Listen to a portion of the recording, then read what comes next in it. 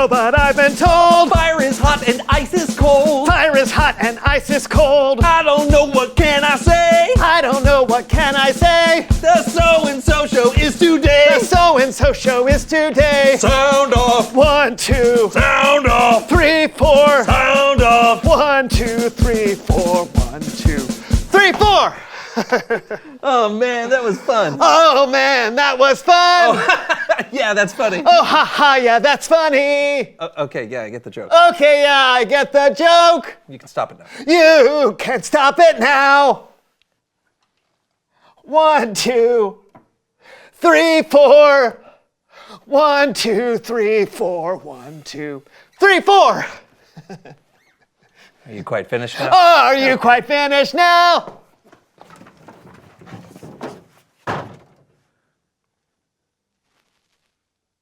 John just left and slammed the door.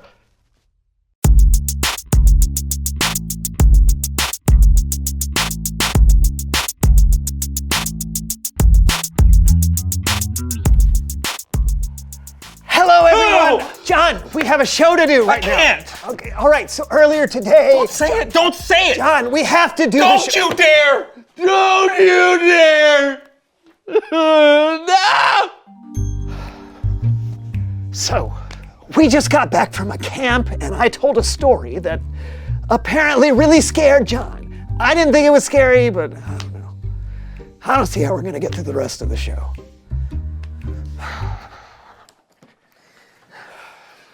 They could be coming back at any second, Brandon. Any second. Who knows what they're going to take this time? Maybe it's not going to be snacks. Maybe it's going to be our precious The artifacts. story is not real, John. I made it up. Oh, did you? Yes. Did you? Oh, okay. Brandon told this terrifying story. It's about a group of animal thieves, and it's the most terrifying animal ever. Squirrel? Ah! Did they come? Are we safe? Are all our artifacts safe? John, this is getting ridiculous. You can't possibly be scared. You can't be the judge of my internal emotional life! It's not a scary story. I'll prove it. I'll tell them. No. I will, yes, I will. It was a bright and sunny day. You see, it's terrifying! It's not even a dark and stormy night. Exactly! It would be so much better if it was a dark and stormy night. Squirrels that feel like they could strike in broad daylight? What are they not capable of? Okay, here's the story. It was a bright and sunny day. Mortimer and Sebastian, a pair of squirrel bandits, were looking for their next big heist. They laid their eyes on a cabin of unsuspecting campers who had left their laundry on the floor and had snuck snacks in their bags. The squirrels waited until the campers left, and then they made their move. They took every sugary snack and every sock left on the floor. It's just a silly story to remind campers to pick up their laundry and not bring food into the cabin. That's it. Oh. They're adorable.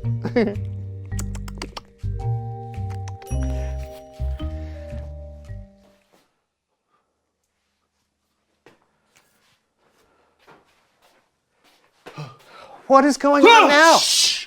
I think I hear something. John, we have got to get on with the show. Why did you tell me that terrifying You story? have got to get over this unreasonable fear of squirrels. Unreasonable fear of squirrels? Yes. Unreasonable fear of... Shh! I hear something. Oh, they're coming! Ready.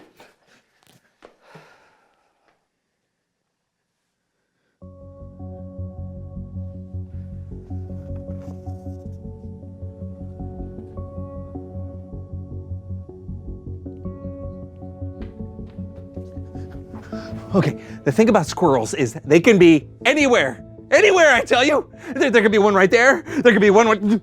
Hey, John. Ow! Oh, no, John, it's me. I was trying to help you overcome your fear.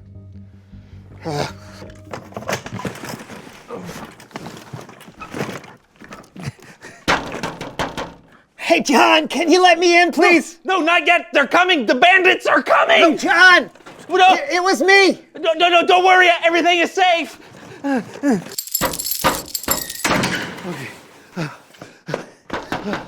Brandon? It was me. I was wearing a squirrel mask. Why are you trying to terrify me? I was trying to help you overcome your fear. Well, it did not work. Well, look, I'm sorry. Well, I'm not going to forgive you. What have you done with everything on the set? I took everything and threw it in a safe and threw away the key. John! Well, you're welcome.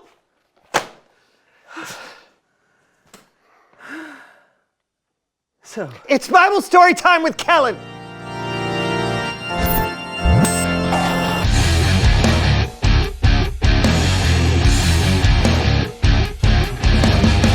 Hey, fellas. Hey, Kellen. Oh, whoa. That set looks really sparse. yeah, I'm protecting it from squirrel bandits. Squirrel bandits? Squirrels are terrifying. I'm sorry. No, you're not! Why don't I tell today's Bible story? Does it involve squirrels? No. Then take it away. Okay. Our Bible story today comes from the book of John. Now, John wrote about Jesus and one of Jesus' disciples named Peter.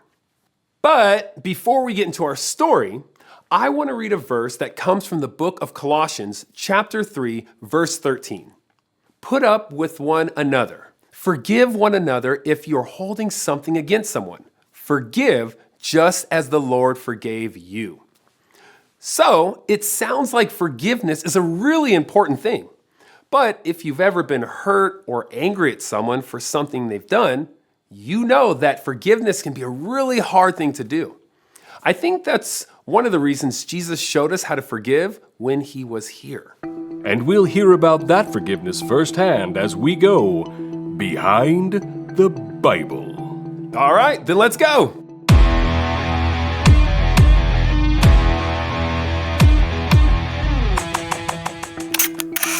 Jesus had gathered with his disciples to celebrate Passover, a traditional supper they would share with one another. But what the disciples didn't know was that this would be their last supper with Jesus.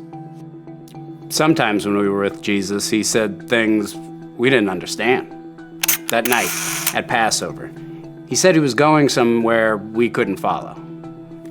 I didn't know where he meant, but I was sure that I could go with him. I said, I will give my life for you. And Jesus was like, would you really? And this part he made very clear. He said, before the rooster crows, you will say 3 times that you don't know me. I was thinking, no way. There's no way.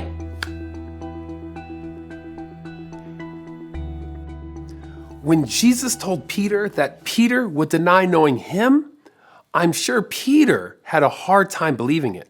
Because in his mind, he would never hurt his friend and teacher like that. And that's true for a lot of us. We don't plan in advance to hurt people that we care about. But sometimes, when we get caught up in the moment, we do and we say things that we wish we could take back. And that's what happened to Peter. After dinner, Jesus was betrayed by his disciple Judas, and he was placed under arrest. Many of Jesus' disciples ran away, but Peter and another disciple followed after the soldiers into the courtyard of the high priest, where Jesus was being questioned. We were in the courtyard. It was cold, and I remember there was a fire. Jesus was with the high priest, and me and Peter were just trying to lay low. After what had just happened, we were scared. Someone asked Peter if he was Jesus' disciple, and he said no. And then someone else asked him again, and he said no again. We all heard at supper what Jesus said. That Peter would say he didn't know Jesus 3 times before the rooster crowed. And then it happened. A third person asked Peter if he knew Jesus, and he said no. And then The rooster crowed. Many of you know what happened next in the story. Jesus was sentenced to death and died on a cross. But then, 3 days later, Jesus came back from the dead. His disciples were amazed. But Peter still remembered the 3 times he had denied knowing Jesus. Some time later, Peter and some other disciples were out on a boat fishing when they saw a man standing on the distant shore. We'd been fishing all night and hadn't caught anything. And we see this guy on the shore and he's like, "Friends, don't you have any fish?" We're like, "No." So he says, "Throw your nets on the other side." It sounded a little unusual, but we did it. And it worked. We caught so many fish, the net was so heavy.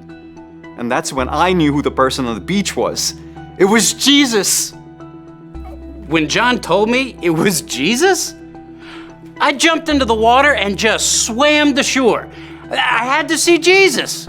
The others followed after me in the boat, and when they got to shore with 153 fish we'd caught, we had breakfast with Jesus. After that, Jesus took me aside from the others. I know Peter must have felt bad about what had happened, about denying Jesus. And when Jesus walked away with him, I wondered what they were talking about. I could tell from Peter's face Jesus was saying something important. So, Jesus asked me if I loved him, and I said, "Yes, you know I do." And then he said, "Feed my lambs." And then he asked me again if I loved him, and I said, "Yes, you know I love you." Jesus told me to take care of his sheep. Then one more time, Jesus asked, "Do you love me?" And I felt bad. I had denied knowing him 3 times. He asked me if I loved him 3 times. I said, "Lord, you know everything. You know I love you." And he said, "Feed my sheep." And I don't know if it came to me in the moment or if I realized later on, but when Jesus told me to take care of his sheep, he wasn't talking about actual sheep. He meant the people who followed him. He was telling me to take care of those people. And he trusted me to do that. That's how I knew he'd forgiven me. Soon after, Jesus would ascend to heaven, and Peter would lead the early church as they spread the good news about Jesus' love and forgiveness to the world. This has been Behind the Bible. Peter felt what it was like to be forgiven by Jesus. When Jesus died on the cross for the sins of the world, Jesus gave us the ultimate example of forgiveness. And if we want to live and love like Jesus, we should choose to forgive. Let's see that verse from Colossians one more time.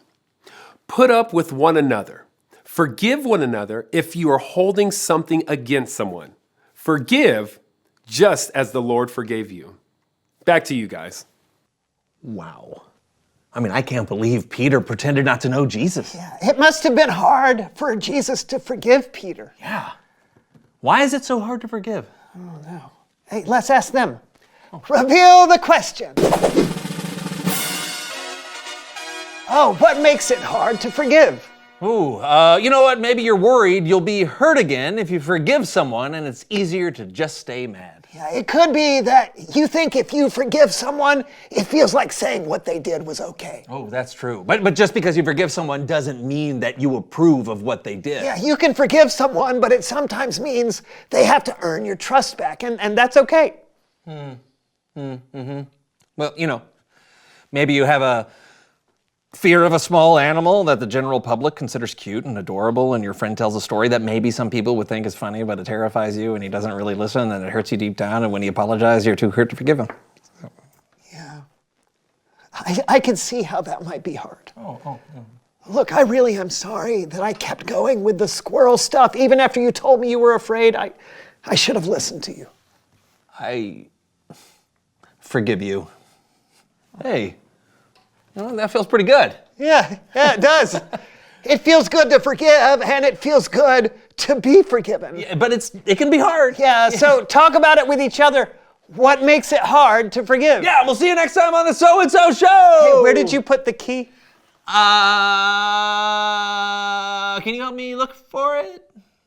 I like people who are nice. I like people who are nice. And I like baked potatoes twice. I like baked potatoes twice. Rolling chairs are made of wood. Rolling chairs are made of wood. I want food that tastes good. I want food that tastes good. I'm a silly dodo bird. I said, I'm a silly dodo bird. Now I guess it's over. Now I guess it's over.